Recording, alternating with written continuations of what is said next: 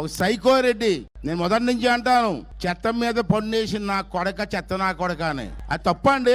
నేను 40 సంవత్సరాల నుంచి రాజకీయాలు చూస్తున్నా. ఎంతో మంది ముఖ్యమంత్రి దగ్గర పనిచేసాం.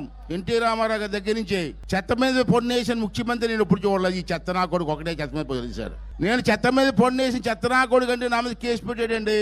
మాట్లాడడానికి వీల్లేదా? నువ్వు చేసినటువంటి పనికిమాలిన పనులకు మాట్లాడకూడదా? మనం చూశారు మీరు. వై నాట్ 175 అంటాడు.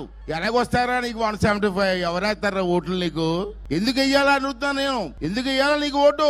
ఆ రోజు పాదయాత్రలో అనేక అబద్ధాలు చెప్పి ప్రజలను మోసం చేసి, ముద్దులు పెట్టి, ఆడవాళ్ళని మోసం చేసి ఓట్లు వేయించుకొని నువ్వు ఇచ్చిన హామీలు ఏమన్నా నెరవేర్చారా? ఒకసారి మీరు అందరూ కూడా అర్థం చేసుకోవాల్సిన అవసరం ఉందని చెప్పి మనం చేస్తాను. సోదరులారా, ఒకసారి మనం గుర్తు చేసుకోవాలి.